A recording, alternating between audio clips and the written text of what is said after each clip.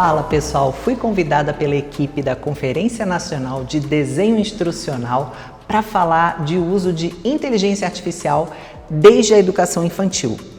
Desde a educação infantil? Sim, óbvio que não exatamente pela criança, mas pelos educadores. Mas primeiro eu quero me apresentar. Quem sou eu? Quem é a Fernanda King?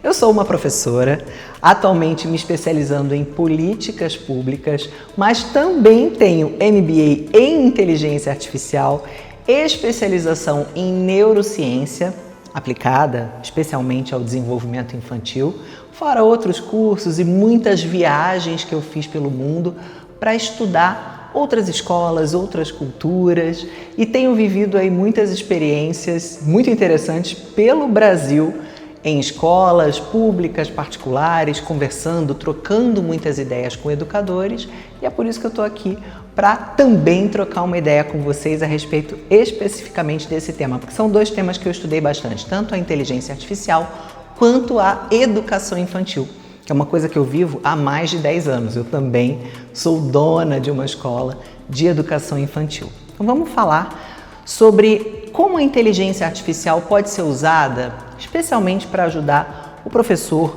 o gestor da escola, o diretor também, a coordenadora, o coordenador, nessa nossa jornada. A inteligência artificial ela já faz parte da nossa vida há bastante tempo. Tem gente que acha que ela surgiu só com o ChatGPT. O ChatGPT ele foi uma popularização da inteligência artificial generativa, que é quando a gente faz ali as coisas. E há muito tempo a gente talvez já venha sendo usado e não usando a inteligência artificial para formar bancos de dados. Quando você pede um empréstimo bancário, por exemplo, o banco ali analisa o teu perfil com IA há muito tempo. Aquele reconhecimento facial quando você vai entrar num prédio, tudo isso é inteligência artificial. E ela já está presente na nossa vida, como eu falei, há muito mais tempo do que muita gente possa imaginar. Só que agora, como eu disse que ela se popularizou, como a gente pode tirar proveito disso? Porque o professor, ele é sobrecarregado, a gente acumula muitas funções. O professor hoje em dia ele é psicólogo, ele é usado até como nutricionista, né? A família pergunta o que meu filho pode comer, o que ele não pode comer. A gente acumula muitas tarefas muito além da educação propriamente dita. E como a gente pode tirar proveito da tecnologia para tentar facilitar a nossa vida e melhorar as nossas práticas pedagógicas? Eu vou falar de tudo isso com vocês. Então, é importante a gente entender se a gente está usando ou não bem essa IA.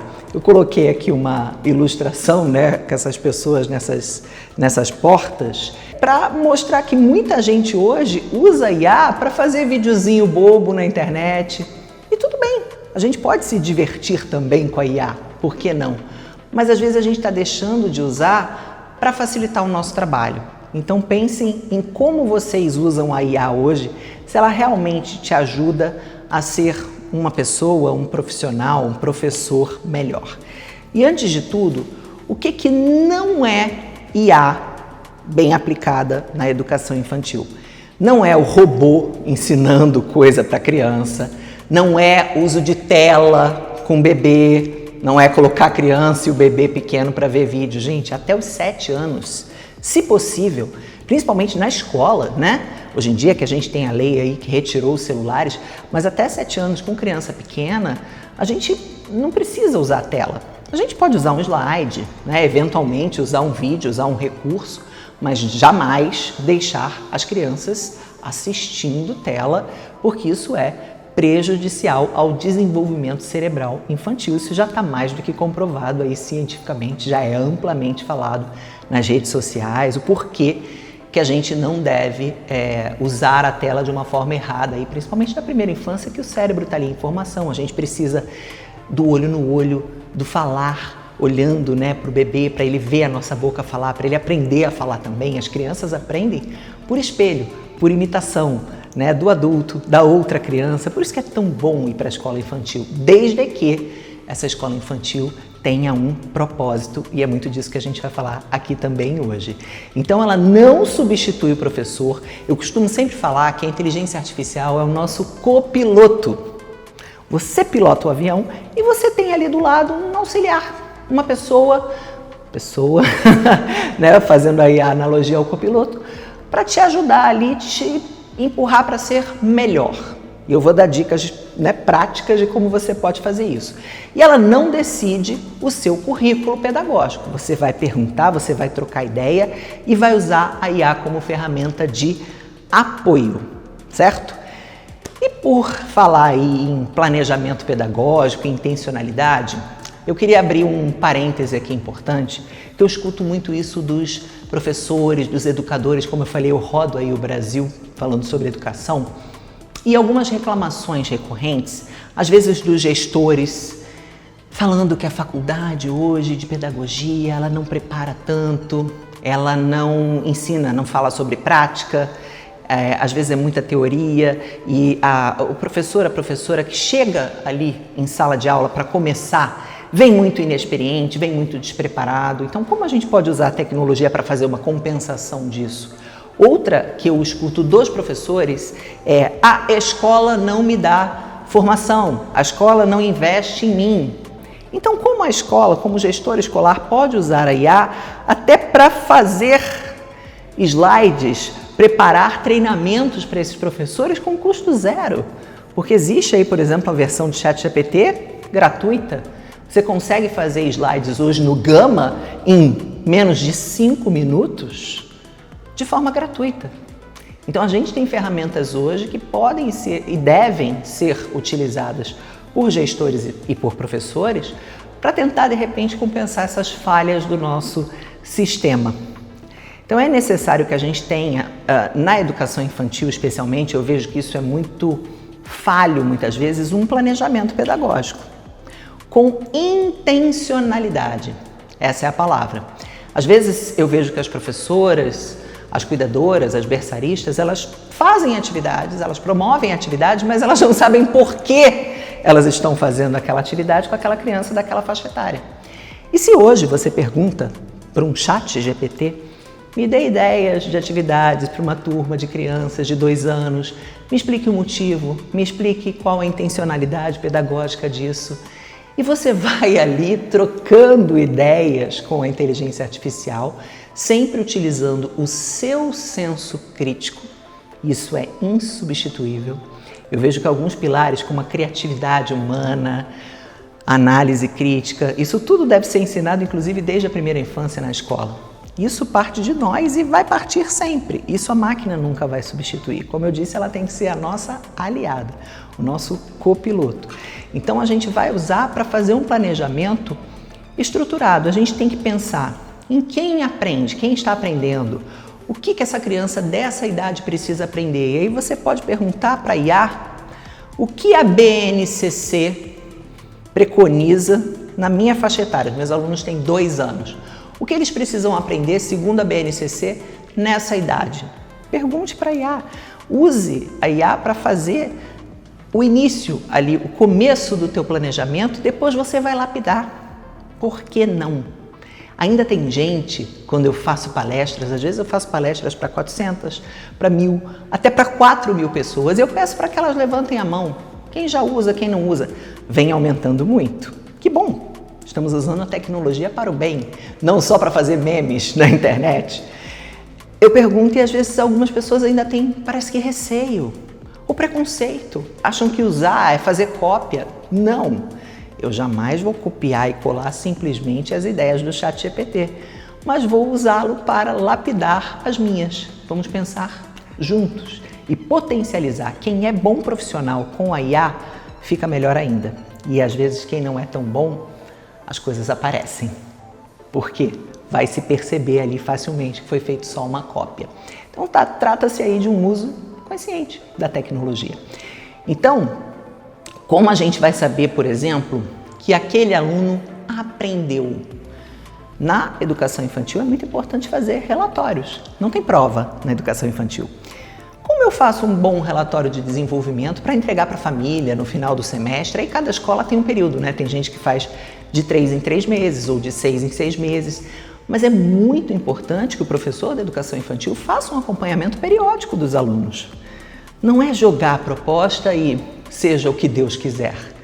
A gente tem que, pelo menos uma vez por mês, anotar que seja num caderno e depois a gente pode transferir isso para a IA, fazer tabelas do quanto os meus alunos estão se desenvolvendo. Eu posso pedir ajuda, como eu falei, para fazer relatórios e não só para entregar para a família, mas para eu, como professor, perceber o desenvolvimento do meu aluno no início do ano, no meio, no final. Olha o quanto a IA pode te ajudar nessa sua missão de trabalhar com a educação infantil. E o que não pode faltar?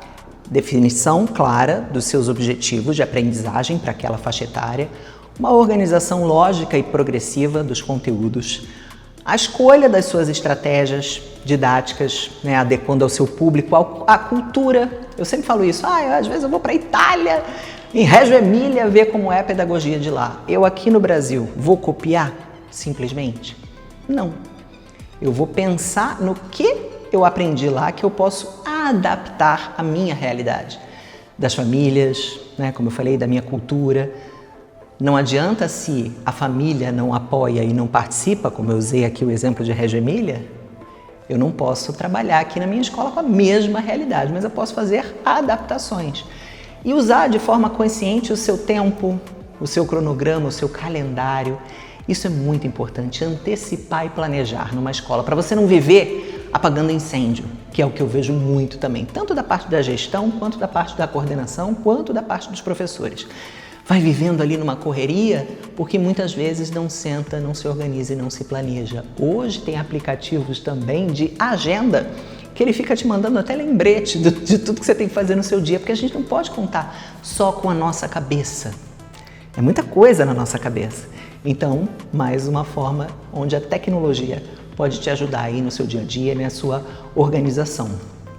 E a avaliação também, como a gente já citou aqui, coerente com os objetivos que você propôs no início ali do teu mês, do teu semestre, da sua semana, do seu semanário. Propus isso na segunda-feira. Na sexta, eu cheguei lá, eu consegui, as crianças, elas atingiram esse objetivo. E lembre-se sempre, tecnologia e inteligência artificial podem apoiar o processo, mas não substituir o seu planejamento, né, pedagógico. A gente sempre fala aqui que não substitui o humano, que é um apoio. Sem isso, o ensino perde a coerência, as formações se tornam superficiais e a aprendizagem não se consolida. Fica aquela coisa só bonita de ver e na prática não funciona. E na educação infantil, esse conceito ele se manifesta no planejamento de experiências significativas, como organização do ambiente, intencionalidade pedagógica, que já falamos muito aqui, propostas alinhadas ao desenvolvimento infantil, observação, registro do percurso. Isso é mais um lembrete, vou deixar aqui printado na tela para vocês. Se vocês quiserem tirar foto, né, eu acho que é bacana para depois, né, que a gente terminar aqui essa conversa, você lembrar dos principais pontos. E por que a gente fala de IA já na educação infantil?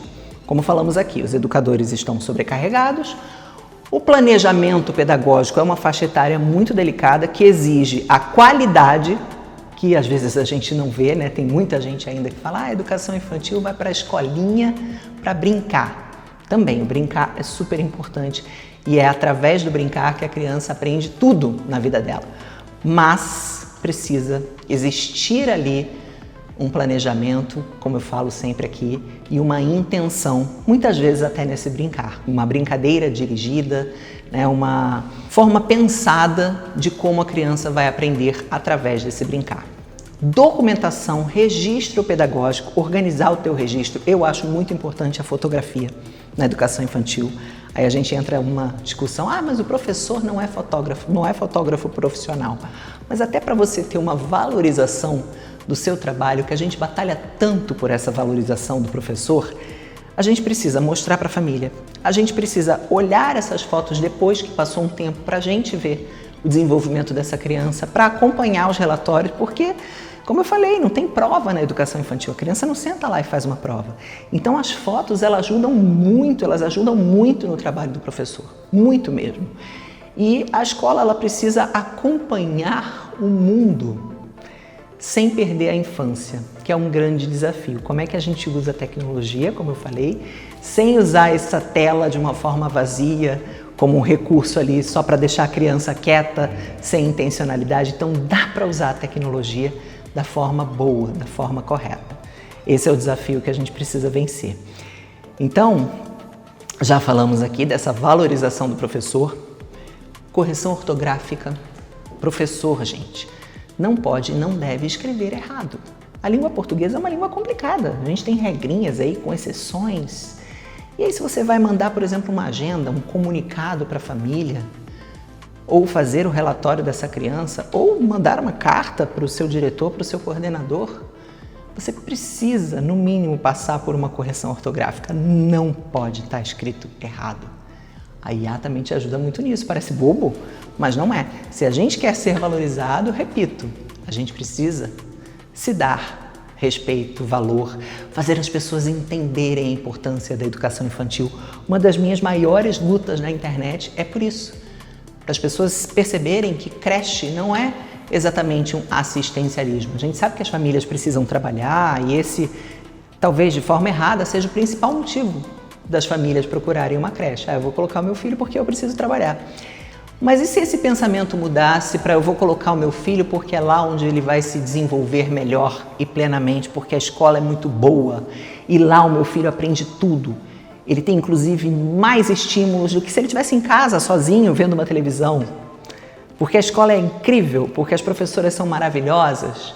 A gente precisa que a sociedade ela também tenha esse pensamento. Ok, que a família trabalha, mas a creche ela não é exatamente uma rede de apoio.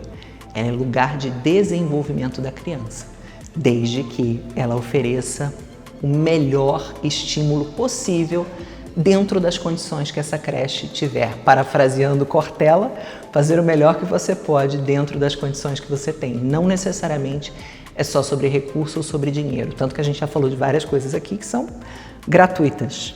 Aqui também acho bacana você tirar um print dessa tela, onde a IA pode entrar na rotina do educador. São só alguns exemplos, tá? No planejamento, na sugestão de atividades, na organização da rotina, no apoio aos estudos do professor. Então, se o professor ele está se especializando, ele está fazendo um mestrado, um doutorado, óbvio que pode usar. Ele não vai fazer a sua tese por completo, mas ele vai te ajudar a fazer pesquisa, ele vai te ajudar a fazer síntese dos artigos que você está lendo, também, por que não?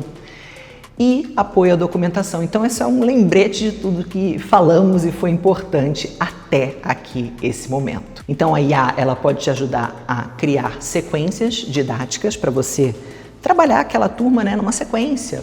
Não fazer aquela coisa, como eu falei, sem pensar, desorganizada. Hoje eu vou fazer essa atividade aqui, pá. Amanhã aquela. Não, vamos fazer numa sequência pedagógica, numa sequência que essa criança tenha um aprendizado real e que seja alinhada com a BNCC, como já falamos aqui também. Criação de atividades incríveis. Hoje a gente tem a rede social, hoje a gente tem a inteligência artificial para te ajudar a pensar. Às vezes você não está criativa naquele momento, né? Pergunta para a IA, o que eu posso fazer com a minha faixa etária aqui, com a minha turma? Mas vai chegar lá na escola e você vai fazer tudo no offline. Ela vai te ajudar no teu background, no teu planejamento, para que lá na hora H que você está com a sua turma, você atue até com mais vigor, paciência, tempo. É sobre isso, né? Sobre poupar o seu tempo e a sua energia para o que realmente importa. E falamos aí sobre a parte incrível, né? Que é ter ideias, mas a gente também precisa se preocupar com a ética. Quais são os limites éticos e os cuidados que eu tenho que ter desde a educação infantil? Porque quando você vai trabalhando empatia, respeito, desde crianças muito pequenas, por exemplo, outro dia na minha escola a gente fez um trabalho com emojis, né, de ensinar sobre as emoções de verdade, para os pequenininhos. Eles nomearem emoções, eles respeitarem o limite do outro. E você vai trabalhando isso desde pequeno para que na adolescência a gente evite bullying, cyberbullying. Quando você trabalha bem com inclusão, diversidade, respeito, desde a primeira infância, lá na frente você vai colher os resultados disso. Então a criança não usa IA sozinha. Hoje já estamos tendo problemas que a gente tem com a internet há muito tempo, com a IA, né? Criança fazendo IA de namorado, porque a IA normalmente ela vai te responder o que você quer ouvir. Ela vai sempre te validar. E quando você tem ali, às vezes, questões familiares, de autoestima, ela pode ser perigosa, né? Porque ela vai te dar esse suporte que às vezes você não está encontrando em outro lugar. Então, para a gente ter cuidado com dados, imagens, né, deepfake que a gente tem aí hoje com a IA, isso tudo você tem que trabalhar ali com a tua turma desde muito pequenininho, como eu falei, para prevenção. Então, educação midiática, cuidado com fake news. Eu coloquei aqui um estudo, uma pesquisa até já um pouco antiga, de uso da internet com crianças de 9 a 17 anos, já mais velhas. 43% elas não sabem verificar se uma informação encontrada na internet está ou não correta, mas elas já usam. Ou seja, elas não têm senso crítico, mas elas têm acesso precoce a isso. Então, se a gente vai dar um computador, um tablet, um celular na mão de uma criança ou um adolescente, esse adolescente ele já tem que estar, no mínimo, preparado para o que ele vai encontrar lá, sabendo que tem adulto que se passa por criança dentro do chat do joguinho. Tudo isso tem que ser conversado pela família e muitas vezes a gente sabe que essa família às vezes não faz. A escola tem que trabalhar isso também. Aí você vai adequar, obviamente, a faixa etária. Como eu dei o exemplo aqui, que eu trabalho desde pequenininho, com linguagem, né, de tecnologia e de internet, de uma forma lúdica, para que quando eles cresçam, eles já saibam o significado daquelas coisas. E aí 54%, por exemplo, dessas crianças que foram pesquisadas não sabem verificar quanto dinheiro elas gastaram em um aplicativo. Às vezes esses joguinhos que você tem que comprar, créditos, moedas e tudo mais, elas nem sabem, mas elas estão tendo ali o acesso precoce. Caem em jogos de azar, como a gente tem hoje muitos, né, que até influenciadores acabam divulgando e incentivando. E 33%, por exemplo, relataram que já passaram por uma coisa na internet que elas não gostaram, que elas se ofenderam, se magoaram. Então é um desafio muito grande, porque a IA e a tecnologia elas podem ser muito boas, mas também muito perigosas. E agora eu deixei aqui por faixa etária, essa tela é importante vocês printarem, como a IA pode ser usada na prática em cada idade, em cada etapa da educação infantil. Vou deixar aqui para vocês tirarem aí um print da tela para verem como a IA pode apoiar o educador em cada idade. Fiz uma tabelinha aí prática para vocês. E uma coisa que eu acho incrível é o apoio para a educação inclusiva. Aqui, por exemplo, eu peguei uma página do livro didático e perguntei ao ChatGPT. Olha, eu tenho um aluno de 5 anos, TEA, nível 2 de suporte. Como eu posso adaptar esta atividade da foto? Tirei uma foto qualquer com o celular, joguei no chat e fiz essa pergunta. E ele me dá exemplos, que é óbvio, como já falamos, que eu vou decidir se eles estão certos ou não vou confiar piamente na IA. E ele me dá exemplos de como eu posso fazer essa adaptação, com apoio visual. Então, olhem aqui nesse próximo slide, olha, quantas pessoas vão ao piquenique, mostrar fotos, usar o recurso visual, que é muito importante para essa criança. Cada criança precisa de um prato, então eu entrego 3 imagens de pratos, deixo a criança fazer o pareamento. Cada criança também precisa de uma colher, com copos. Ele vai me dando todas as etapas de como eu vou fazer a adaptação pedagógica para essa criança. Então, muitas vezes o professor, como a gente falou aqui, às vezes na faculdade ele não aprendeu sobre isso. Às vezes ele não teve acesso a um curso específico sobre isso, mas ele pode perguntar, ele pode pesquisar hoje em dia de uma forma muito mais ampla, muito mais didática, porque dei o exemplo aqui do chat, já é até um exemplo antigo, o chat até atualizou, já não está nem mais nessa versão, mas é que eu já uso isso há muito tempo, já falo disso há muito tempo. Que você pode, com a inteligência artificial, melhorar e aprimorar a sua prática, trabalhar melhor com a inclusão. E aqui eu separei um exemplo, lá atrás também, já tem um tempinho que isso aconteceu, de como a IA me ajudou. Eu tinha um desafio. Eu tenho aulas de robótica na escola e eu percebi que algumas famílias não entendiam muito bem como a robótica pedagógica pode ser aplicada para crianças tão pequenininhas. Mas eles já vão fazer robô, eles já vão fazer programação, eles vão colocar ali o robô para andar, não vão? E aí perguntei para a inteligência artificial, Isso já tem tempo, tá? O que eu posso fazer para as famílias entenderem melhor? Fui trocando ali uma ideia com o chat. Chegamos à conclusão de que fazer uma exposição para mostrar o que as crianças fazem no dia a dia seria legal. E aí também tive a ideia, aí foi minha, como eu falei, não é para substituir, né, para agregar, de as crianças fazerem desenhos de robôs e eu pegar esses desenhos feitos pelas crianças, transformar em animações, né, em imagens realistas. Aí peguei a foto de cada desenho, pedi para o chat, porque essa coisa que a gente chama de prompt, que é o comando que você vai dar, é muito importante. Como eu falei, o piloto é você. Então você tem que saber pedir para a inteligência artificial te entender e fazer o que você quer. Senso crítico, analítico. E aí eu pedia para o chat, olha, eu quero uma imagem realista, mantendo os traços o mais parecida possível do desenho da criança, transforme isso num robô realista. E aí o resultado foi esse aqui. A imagem de cima é o desenho feito pela criança, a imagem de baixo, e isso, como eu falei, já tem tempo, tá? A IA ela vai evoluindo a passos largos.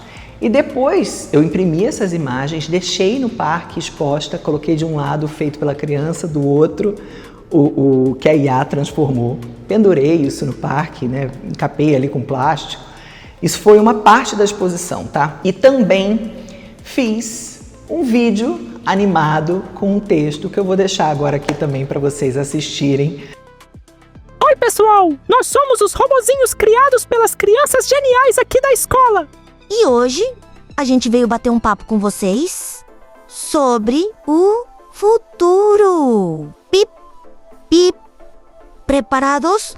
Já pensou como vão ser as profissões daqui a 10, 20 ou 50 anos? Será que vai ter médico de robôs? Ou professor de inteligência artificial? E quem sabe, um arquiteto de planetas virtuais. A verdade é que a tecnologia está mudando tudo e rápido. Mas calma, isso não quer dizer que os humanos vão perder espaço. Na real, significa que eles vão criar espaços novos. Vai ter espaço para quem sonha, para quem inventa, para quem programa, mas também para quem cuida, ensina, sente, transforma e educa. Porque mesmo com toda essa tecnologia incrível, o mundo ainda vai precisar de gente que saiba ser gente. As novas gerações vão crescer com a inteligência artificial como companheira, como uma ferramenta, como uma parceira para construir um mundo mais criativo e divertido. Então, aí vai nossa pergunta. E você? O que quer ser no futuro? Porque o futuro começa agora. E ele pode ser do jeitinho que a gente sonhar. E nós, os robôs, vamos estar por aqui para ajudar, sempre prontos para aprender, brincar e crescer com vocês. E o que foi o mais incrível? Eu coloquei isso numa televisão e as crianças assistindo o robô que ela fez falando. Então imagina uma criança de 3, 4, 5 anos de idade vendo isso, de surpresa. Foi encantador ver os olhinhos brilhando, as famílias entendendo a proposta da robótica, porque paralelo a isso, eles também fizeram maquetes, né? Tem muita aquela coisa da cultura maker também envolvida, que é importante. E tudo isso, a IA me ajudou a criar o texto desse vídeo, a criar o roteiro, a ter a ideia de fazer essa exposição, como organizar essa exposição. Então foi um caso concreto que eu usei há bastante tempo, como eu falei, para resolver um problema. Eu tinha um problema e usei a IA para me ajudar na solução. E grandes empresas têm feito isso há muito tempo. Os times se reúnem. Como é que a gente precisa controlar melhor esse estoque, por exemplo? Empresas de outras áreas. E às vezes eu percebo que a educação ela está um passo atrás das outras empresas, enquanto ela poderia estar 3 passos à frente. Isso desde que o mundo é mundo. Se fala muito isso. Pensa num hospital em 1900, pensa no hospital hoje. E uma sala de aula, como é que era em 1900, como é que ela é hoje? Será que ela mudou tanto assim? Então eu sei que muita coisa não pode mudar nunca. A essência, educação para mim é sobre gente. Gente cuidando de gente. A escola não é exatamente só sobre o conteúdo. O conteúdo é importante, mas é sobre relações, é sobre saber se comportar numa sociedade, sobre como enfrentar os desafios dessa sociedade mais para frente. Então a escola ela é o preparo para o mundo. Então certas coisas não devem mudar, mas outras a gente tem que acompanhar o mundo, como a gente já falou aqui, sem perder a essência da infância. Então esse caso concreto desse vídeo aí que vocês viram e dessa exposição me ajudou bastante. E para a gente ir começando a finalizar aqui a nossa conversa, quero deixar uma pergunta, que aí não só para quem é educador, mas para quem é pai e mãe responsável por criança. Isso eu li num livro que fala sobre inteligência artificial. E se o melhor amigo do meu filho for um robô? Que é o que a gente já falou aqui. Se o meu filho começar ali a se relacionar com a IA, o que a gente vai fazer? Será que a gente, como pai, mãe, educador, está preparado para isso? Está preparado para esses novos desafios? O livro chama A Próxima Onda, para quem quiser ler. Ele fala o lado bom e o lado ruim da inteligência artificial. E eu queria deixar esse questionamento aí para vocês que trabalham com infância, com adolescência, ou que são responsáveis por uma criança. Pensem muito nisso, que a gente não pode deixar substituir em vários aspectos. O ser humano, o lado humano, ele tem que ser insubstituível. A IA, a tecnologia, o robô, ele tem que ser realmente uma ajuda. A gente tem que usar e não ser usado. Lembrem disso. E pensem assim, será que já não é o celular o melhor amigo do meu filho? Será que eu, antes de dormir e na hora que eu acordo, não é a última coisa que eu faço antes de dormir olhar o celular? A primeira que eu faço quando eu acordo, desligo o despertador? Será que ao invés de eu dar um beijo no meu filho, no meu marido, na minha esposa, no meu companheiro, eu estou olhando a tela antes de dormir? Será que a gente já não está, a gente fala da geração ansiosa, que é um outro livro que eu amo, nós estamos falando de uma geração ansiosa de crianças, jovens e adolescentes, mas será que nós adultos já não somos essa geração? Já não nos transformamos nessa geração ansiosa por conta do uso excessivo de tela? Lembrem sempre que entre veneno e antídoto a diferença está na dose e na forma de usar. Então o letramento digital é diferente do vício em telas. A gente vai trabalhar, como falamos muito aqui, desde a primeira infância, um conhecimento do que é a internet, do que são as redes sociais, de quais são os perigos do uso da tecnologia, mas sem usar a tela de uma forma errada. É um grande desafio. Retirada do celular nas escolas foi muito bacana. Dá para a gente tirar proveito de tudo isso usando a tecnologia de forma consciente. E vou finalizar com essa frase do José Pacheco, que fala justamente de tudo isso que a gente conversou hoje aqui. Não é aceitável um modelo educacional em que alunos do século XXI são ensinados por professores do século XX com práticas do século XIX. Então, o desafio mora aí. A gente é mais velho que os nossos alunos. Cada ano que passa, eu fico mais velha e o aluno talvez mais novo, a nossa diferença de idade vai aumentando. Eu preciso falar a língua dessas crianças e desses adolescentes para que a minha aula seja minimamente interessante para eles, sem perder a minha essência, os meus princípios e os meus valores. Esse é o desafio de usar a inteligência artificial e a tecnologia de forma consciente, produtiva e que nos ajude aí, de repente, a construir um futuro melhor. Eu tenho esperança, se a gente perder a esperança, né, de que vale a vida. Esse é o meu recado para hoje, muito obrigada e até uma próxima.